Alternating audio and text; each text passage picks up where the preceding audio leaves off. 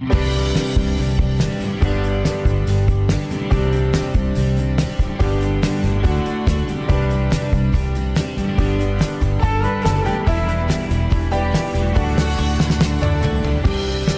are long and dark, holding on to shame and a broken heart, going through it in my mind, empty promises and wasted time. And what about the plan? What about loving you the best I can? November on the beach, cold sand beneath our feet. This ain't that kind of scene, this ain't that kind of dream. No, this ain't that kind of life. No, this ain't that kind of life.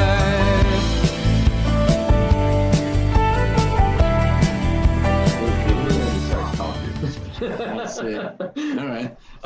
Yeah, so my name is Graham. I'm Graham Young. I sing and play guitar on the Michigan Rattlers. I'm Christian Wilder. I play the keyboards in the band. Yeah, I'm Adam Reed, and I play the bass in the band. I'm Audio, and I play drums in the band. Right. Tony's zooming in from afar. Go blue. Hey, y'all. Yeah. Now, I did a little research. I did listen to some of your stuff that you did. I followed some YouTube stuff. So I have a little, I'm going to give you my critique on it. Okay? Yeah, sure. Yeah, that's it. Okay, so I really like the songwriting. Okay? And it's interesting because do you all write? So, Yeah, I mean, I guess the bones of the song, I guess I write, and then we all kind of arrange them together. But yeah, I mean, it usually just starts with me and the acoustic guitar. Okay. Kind of writing lyrics. Okay. Because I noticed, and I really like this. It's the opposite of a Jack Kerouac approach. What I mean by that is your phrasing and your lines and your sentences are short, which I really love. And there's so much space between your lines that I really like. It's like it gives you the openness of it. You got something there. You know, I don't know if you know, it's not good to kind of analyze what you do because you get too far inside what you're doing. It'll freak you out a little bit. So I don't want to do nothing to freak you out. But you do have a sense of, rather than a ramble type, which there's people that write where they ramble and they have a lot of words, and it's great. You guys use words that make a lot of sense in short sentences and short phrases, and I really like that a lot. I like that a lot. Yeah, well, thanks. Yeah, you know, I guess I don't know. I guess that's, like you said, I don't think about that too much. I guess that's just kind of how it naturally comes out. But getting the right words is hard enough as it is, and so I usually don't find that I have a surplus of words in my head. You know, That's good. I have the luxury to like waste lines. You know, I don't know. And you know, I think I got to see John Prine a few times before he died. Yeah, great. And I feel like live, you know, Prine, sure, he's got some rambling songs here and there, but I feel like his songs are pretty focused lyrically. Mm-hmm. And I feel like what struck me about his stuff, seeing it live, I mean, people would applaud after every single line. Sure.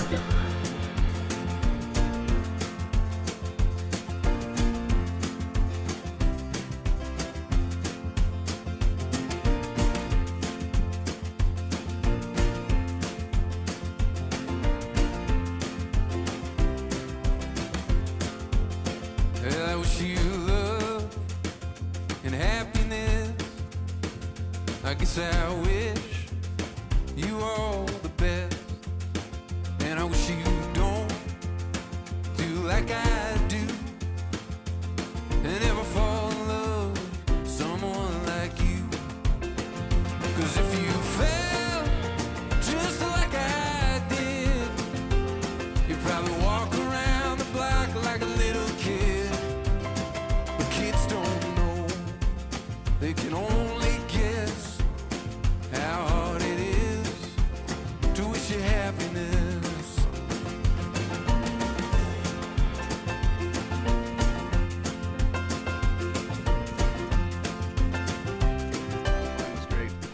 I did meet him, and I did know him a couple of times. He was a great guy.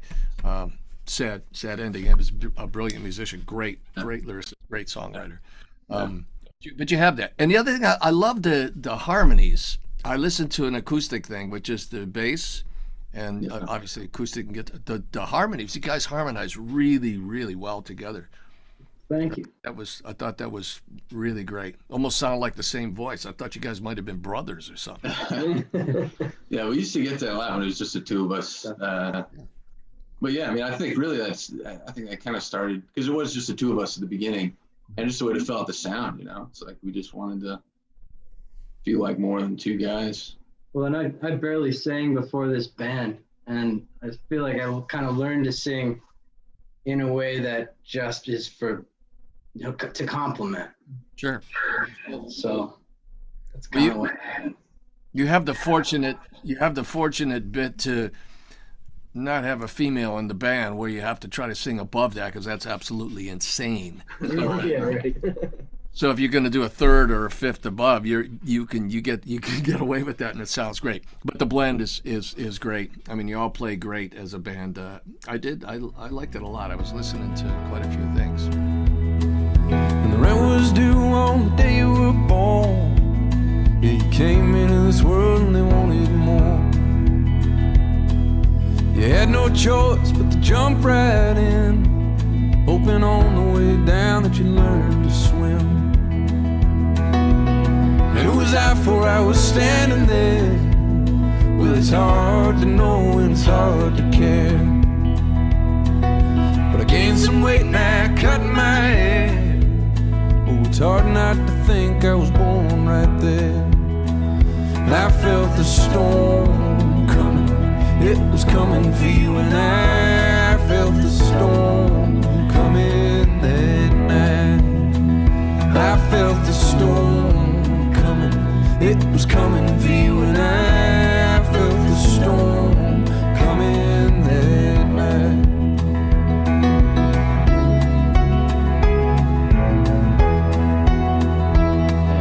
We all went to school together, middle school, high school. Earlier than that. I've known Tony since probably 2 years old. And so, yeah, we've got the same band that we've always had, more or less, with some breaks in the middle. Yeah. Yeah, we all grew up together and kind of learned our instruments together growing up, and, played in high school battle of bands and, middle school talent shows, and, and then kind of all branched out, had to go our separate ways for college, and but kind of as we kind of individually ended our formal higher education, kind of one by one found our way back together and started the Michigan Rattlers, and kind of really wanted to, do the rock and roll band thing for real and give it a real push. And, started with that, myself and Adam, like in 2015, maybe. And Christian joined a couple years later, and then Tony after that. And, we've got a couple records out now, and, played a lot of shows. We're all from a town called Petoskey, Michigan, which is the very northern part of the Lower Peninsula. So we're about 40 minutes south of the Mackinac Bridge up to the UP. And it's a beautiful town. It's right on Lake Michigan. But anyways, the key part of that is it's a very small town. It's a tourist town, actually. So during the summertime, lots of downstate folks, they have summer homes up here and whatnot. So wintertime, where we're at right now, it's pretty just dried up, just locals, and stuff. But as a result, kind of, your selection of musicianship is rather limited. So when you find people that are into the same music that you are, or gravitate to the same tastes and stuff, I feel like you form kind of a stronger bond initially. So like we all went to high school together, grew up, and like Graham said, kind of learned around each other. And then I think that created this almost like unspoken rule that, you can go off for a couple of years, but one day we're gonna get together and we're gonna give it a real shot. The outside of this town that you guys grew up in, how far do you leave that to play, like clubs? Yeah, we've been everywhere in the United States in the last 4 years. we've dipped up into Canada a few times. But yeah, the United States, I mean, there's not really an area that we haven't hit yet. I mean, we usually do that. It's kind of like, I feel like kind of in a normal year, we kind of go around twice, I'd say. Okay. Yeah, I guess last year after everything kind of reopened up, we were able to get back on the road back in July, and from July through December, we did just shy of 70 shows. Actually, we hit it really freaking hard last year. Right. Yeah, that's great. Mm-hmm. Yeah, I know you went to Los Angeles or something, and you recorded here, right? Yeah. I thought I read that in your bio section, I think. Yeah, it's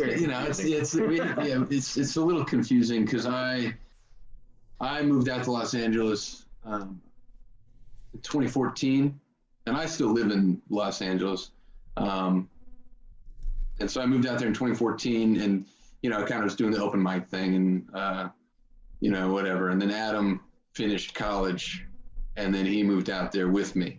So really, that's kind of where the Michigan Rattlers started officially as a band out in Los Angeles.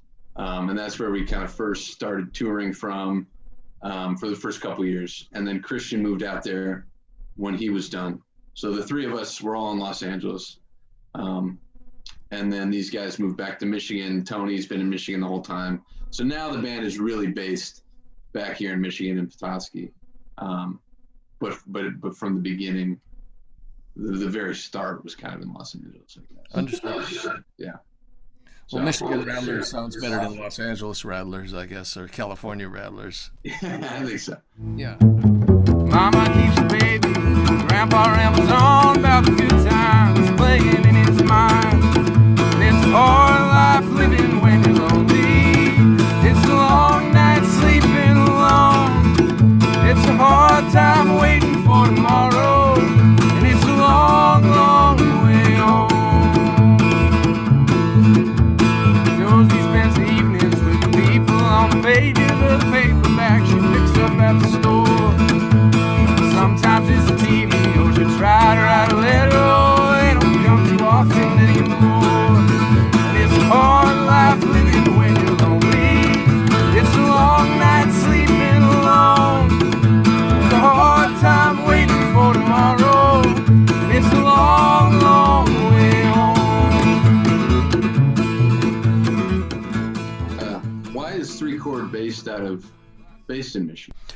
So we got our master distiller who went to school at Michigan State University. He's a great guy too, phenomenal. Did you guys meet Ari? Did you get a chance to talk to him? No, we never got to talk to Ari. Man, this guy. When I met him, he was one of the first people after I decided to start the company. I figure I might as well start at the top. Let me get the distiller first, right? So I remember shaking his hand, and I knew right then he would be our guy because he was really into the environment, he recycled everything. He was really disruptive. He looked at music, blending and distilling like I look at music. Very similar. It's really, really similar. So we were really tight, and I knew I had something really special with him. So we brought him on right away. So he lives in Michigan. So that's how come the state of Michigan. And believe it or not, Michigan weather, now you're dealing with the snow and the cold out there, is actually really good for bourbon and spirits. That's awesome. Yeah, congrats. That's really cool. Thank you. Yeah. And the other thing is that you become part of the ambassadorship program. Yeah, man, you're gonna dig. But when you see the similarities between music and this, it's just spectacular. I mean, it's crazy. And good people. Really good people. No, I think that's why, we continue to do what we do. Is I think I can speak for all of us when we say that like playing live has always been the central focus of this band, because that's where we get that actual communion from, that connection with people. I think that's where it all started from us. And it doesn't matter what town we go in, if there's 400 people in the audience or if there's 40 people in the audience, you feel some sort of greater connection outside of yourself there that I struggle to find from anything else. Correct. So that's the key. That's the core tenet of it. And it's endorphins. Yeah, exactly. And it sounds a little weird, but like having a glass of whiskey with fans after the show is kind of an important part of what we do. Yeah. No, absolutely. Well, you talked about a key word here, reflection. That's that, Christian. I think you said the word reflection. I believe it was. That's what's happening when you pour that whiskey. And I went from playing clubs with 200 people in the audience to 20,000. It was like I do have a Charlie Parker story, though. I got to tell you that as prepared as I thought I was, the first gig I did with Rick was in front of a lot of people, and I was really awful. I was just terrible. So I got done, and Rick says, "What the hell happened to you?" And I says, "Rick, I'm really sorry, man. I was just so nervous. I mean, I thought I was ready for this, but I'm not." He goes, "Well, I picked you because I thought you were seasoned and ready and a great musician." I go, "Just give me another chance." And it never happened again. Yeah, I didn't miss that second chance. It would not happen again. And before Anthony got on here, I was telling Anthony this for you. I was telling him how the amount of work you have to put in. I'm not telling you anything new. You have to put in a lot of time. But before I joined Rick's band, I was working with my father in the daytime. He's a carpenter. Working with him in the day, doing gigs with this lounge kind of band at night. Coming home, learning Rick songs, getting no sleep. This was, a couple weeks just because I had to get that gig. I didn't want to come back to Cleveland without knowing that I got that gig. Yeah, right. It was really important. And then I went on to, work at a bunch of people. I produced Jesse's Girl for Rick Springfield, co-produced that with a couple people, and Beth Hart, who's phenomenal. I did a couple film scores with a couple really great directors that I like to work with. Just a bunch of people. I mean, I have a lot of diversity in which is probably part of the reason why the Spirits Company is the way it is. A lot of diversity in the music I like. I find when we tour around and you talk to people after the shows, pretty frequently the question you get asked is like, "What are you listening to right now?" And I never necessarily think of it from this standpoint because you're just listening to what you're into. But I think all of us have like a very diverse palette that we draw from when we're listening. And typically, and then when you ask fans, they're into many of the people that are in our same genre. It makes sense. But it's interesting then for, I don't know, at least me, when they're asking me, I'm like, wow, I'm throwing out all these things that are completely unrelated to your taste, probably. Correct. It's new and it's exciting, and it gets you have to keep getting reinvigorated and finding new creative drives, to keep pushing forward. Understood. Yeah, disrupting. You can't make the same record that you made last time. No, never.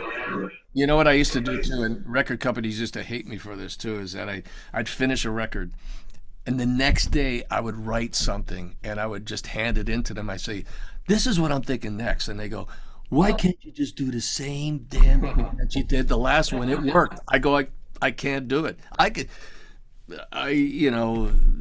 tell you 5 songs that were major hits where they didn't accept them at first. They wouldn't take them. They says you either got to re-record it, the tempo's too fast, the key is wrong, I don't like the mix. Well, I don't know what to tell you. I can't change it. All right, it's not going to happen. But for all musicians like you guys, like for keyboards, I love playing keyboards. I actually love playing piano more than even guitar. That's one of my favorite things to play. I love Count Basie. I love Duke Ellington, the way Duke Ellington arranges in those fourths. I love Bill Evans. Drums, Sonny Payne is one of my favorite drummers of all time. Phenomenal drummer, right? Guitar players, there's a million of them. Bass players, there's a ton that I love, right? I mean, and you mix all these things. That's what bands are about, and that's what the Spirits Company is too, which was really great. It's a collection of all these different things. Here's the thing too, that's just great. Everybody has an opinion, just like you guys did a barrel pick. You get the as a band, you get to pick your expression, your profile. Here's the thing too that I learned. I bet you didn't know this.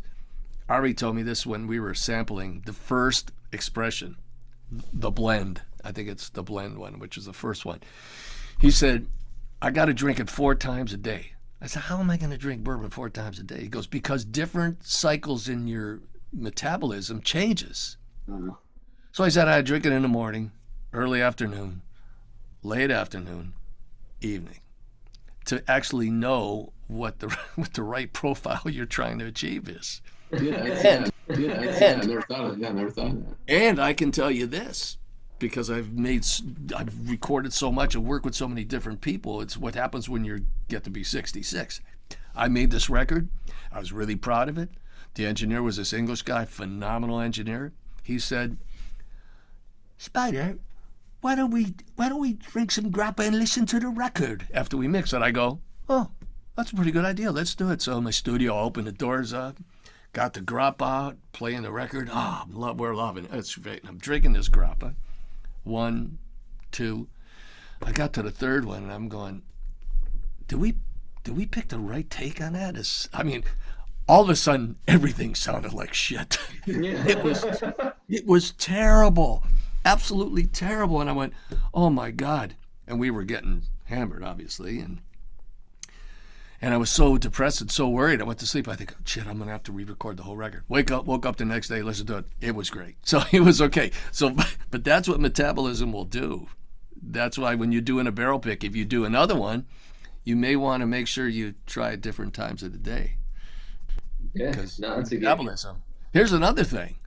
You say you do a take in the studio and you're listening to the take. You ever notice that if people start tapping their foot, you got the wrong take? Huh. And I'll tell you why that is. Yeah, And the reason that is because people are trying to find a groove. They may not know it, but they may be tapping their foot trying to find that center, and it's not there. Oh, that's really interesting. Yeah. Yeah. Here's another thing. Sponsors. Anthony, drummer, when you start your first take, you got the idea what the song is. You're playing, it's feeling good. Well, it's not quite right, so you start doing more takes. You may see as the takes go on, you're getting a little faster because you're trying to make it have some more energy. So you think speed has something to do with energy. Mm-hmm. Meanwhile, you're getting a little tired, but you don't even realize that. The other thing is you didn't eat enough food, so your metabolism is going wacky on you, right? So what happens when you take your break and eat food? The next take, guess what? There's your take. If I feel like it's just like a security cam monologue of our last studio sessions we had with the last LP. Basically, the one change being we had one song that was probably the least prepared in that session that we jammed it basically all afternoon into the night trying to figure out the exact form of it and got it to where we felt good. And then we go, all right, maybe tonight's where we thought we felt good with it. And then we're like, all right, maybe tonight's night we go out for drinks. And then we go, all right, great. And then we all went out to the bar. And then we got back to our buddy's place. We were staying at from the bar. And then basically all of us were several drinks in at this point. Look around and go, anybody else think that take we were happy with sucked? And like, yeah, we were all like, yeah, this is terrible. And then we ended up staying like 2 hours just totally rehashing the song. Of course. And then went back, but kind of different than your story. Went back in the studio, listened to it, and were even more gratified in what we had thought. So then we went back in and started tracking it like the way we hashed it out after drinks, and then it's like that's the version now that is on the record. There you go. And tempos. Oh my God, tempos. You really, really got to be careful. I mean, depending what you're eating, what you haven't eaten, if you're hungry, if you're dehydrated. Wow, you can drive yourself completely nuts with that stuff. Or tired. We started doing that live. I started bringing out a metronome on stage because, you're in one city one night, and the next, and again, your perspective could be totally off. But the metronome doesn't lie. So No, it doesn't. So we implemented that in shows. So that's interesting that you say that because it's totally true. So well, what happens is when you're a producer, it was my second drummer. He was a phenomenal drummer, great, like phenomenal. And we would get done with the show sometimes, and he goes, and we would be talking, and I'd say, that fill why do you always have to rush that fill when you come out of it? You have to pull back because we're all trying, we have to catch up to you. And that's like, really, we don't want to do that. We want the drums to kind of lay there and we can be all over the place and let the, drummer anchor down. So he goes, why can't you just listen to what you're playing? Why do you always have to care about what everybody else is playing? I says, because I'm a producer. I'm constantly hearing of everybody else. I hear everybody. That I watch everybody. I pay attention to everything. It's just what you have to do. That's the hardest thing about bands too. When they go in the studio and they want to produce themselves, sometimes they can be great at it. Sometimes they can't because it's too hard to take yourself out of that space, you know? Right. Do you apply those same ideas to bourbon? Mhm. Like we did our whiskey tasting. It was really interesting hearing, I don't know, the specialists talk about characteristics and details Mhm. with each of the whiskeys, or the samples or whatever. So, Correct. Yeah, no, we do. It's the same. Everything's the same. Music and whiskey is very similar. I don't know if it's the same with tequila or vodka and these things, but whiskey for sure. It's all the same. There may be a reason why a person doesn't like a song, but they don't know why.